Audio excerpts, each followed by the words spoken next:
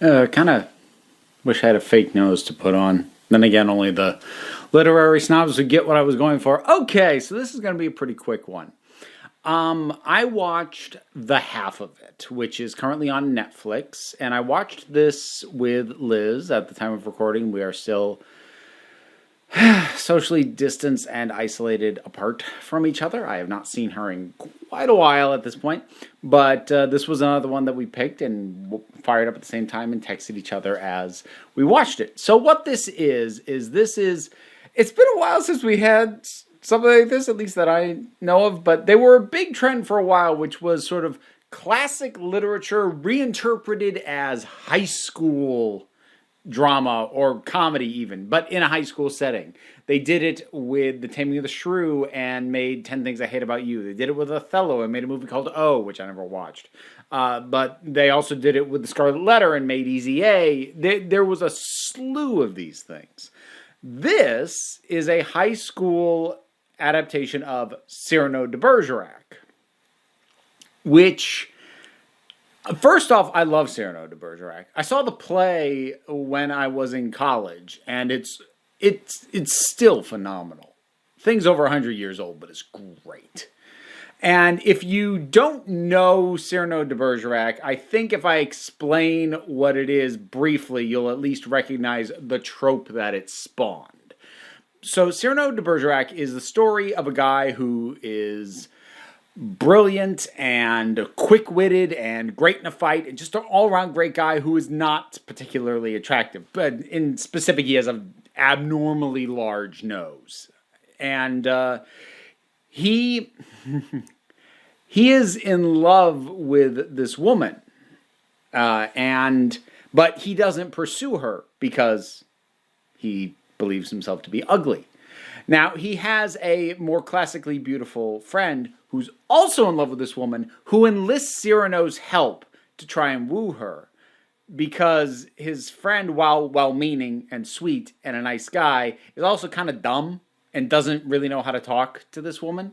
So it begins with Cyrano writing love letters to her, and then eventually, coaching his friend on what to say to her and things like that. Now, the play, I'm not going to spoil it for you, but the play is... I figured they weren't going to do a straight adaptation on the ending of it, because the play, it's beautifully tragic by the end, by the time that thing's done. And I'm not going to give you the specifics on it. But anyways, when I say you'll probably recognize the trope, the whole idea of somebody coaching somebody else in order to woo a third person. And like both the coach and the person being coached are actually in love with that person. That's Cyrano de Bergerac. So they decided to do an adaptation of it here. And the fundamental changes to the formula are pretty smart and pretty well done and pretty well updated. The first is that in this case, the Cyrano equivalent is a high school nerd, very smart, very intelligent, a little socially awkward, Asian American, or I guess naturalized, because she said she was actually born in China, girl. And that's Ellie. And in the original Cyrano de Bergerac, the reason he doesn't pursue the woman that he is interested in himself is because he believes himself to be too ugly. Here, in this film, she doesn't, because she's gay, and she has no reason to believe that this other girl, Aster, in the movie, is. And they live in a small conservative town. So that's your first twist. The reason why she can't is because she's gay and she's not out. And then there's just and then from there, the updates are fairly obvious. There are still love letters, but then there's texting. And instead of the classic balcony scene from Cyrano de Bergerac, we have sending texts to the guy, Paul is his name, texting both Aster and Paul at the same time from a car, watching them in the diner. It's pretty smartly done. So I appreciated all of that. I thought it was well done. The core performances are good. Ellie and Paul especially, and to watch them develop a friendship is really nice. I have some issues with the tail end of it, which that's kind of spoilerish, so I'll hold off on that for a minute. But for the most part, it is a pretty solid interpretation and adaptation of the original concept. It's done pretty nicely. And the very end is solid. I like how the very end, but there is stuff that happens in the tail end and the home stretch that I'm like, God, come on, really? So, if there's one major non-spoilery component that I'm going to criticize, it's decisions that, so far as I can tell, were just made because of the small town setting. I cannot remember where they said it was sent. Where they said it was set. I think it was Wisconsin. But I've never lived there personally, but I live in a small town. I grew up in a small town. I went to high school in a small town, in a kind of conservative area. And I'm watching this going, somebody just Googled small town stuff. And like it did not feel like an accurate representation of a small town, particularly in regards to the secondary element, which is the religious aspects of the people living there. Which is that virtually everybody in the town not only goes to church, they all go to the same church. And they are all believers and faithful. And I know it's tropey or whatever, but like it annoyed me, and it came across as the view of small town living and the way that people in small towns are was really condescending. I think that's what my issue with it is, ultimately. And as far as the religious element goes, it adds nothing to the story, and there's a couple of points where it's hammered on really oddly awkwardly. It's like, why are you putting all this emphasis on these people's religious ideas when that really has almost nothing to do with the story? About the only impact it could possibly have is that it makes it believable that Ellie is even more convinced that she won't be accepted, except she never lays out that the religious reason is why she isn't coming out. Just putting her in a small town with a bunch of people who don't get her. That's enough. So they didn't need that. Now I'm going to talk spoilers so I can complain a little bit more. There's two scenes that I don't like. Well, no, back up. There's one scene I flippin' hate, and there's one scene that I don't particularly like about half of it. So, there's a scene towards the end, and this is how Aster finds out, or sort of kind of finds out, that something is odd and funky. Because at this point, she's been dating Paul for a little bit, and she's met Ellie, and they've hung out.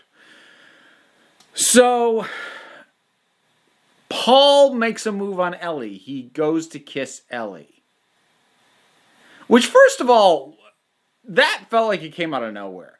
I can kind of buy it a little insofar as he has an earlier conversation with her about, well, how do you know someone wants to be kissed? And he's like, well, they just give you this look. So it's believable to me that he could misinterpret something as being an invitation for a kiss. I'll buy that part, but like, he's still dating Aster. And there hasn't really been an appropriate wavering to that. Yes, he's been bonding with Ellie, but they took a leap and they missed some steps. Aside from the fact that I don't think it's a leap they should have taken. Because again, it added nothing other than this really weird, awkward moment where Paul looks at her and says, it's a sin, you're going to hell, when he realizes that Ellie is in love with Aster.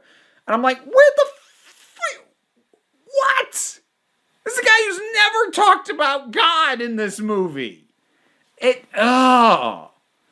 Again, like the religious aspect, it adds nothing. And also, Aster sees him try to kiss her. And so she's all like betrayed and she doesn't fully know what's going on, but she knows something's weird and she's out.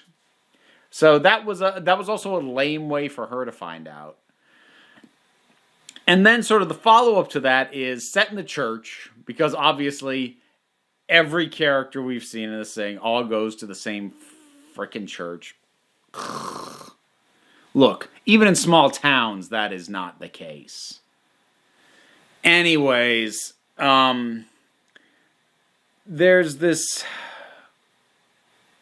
prolonged thing with this douchebag character who also serves no purpose. I think, again, other than to just do this sort of condescending, aren't small town people asses.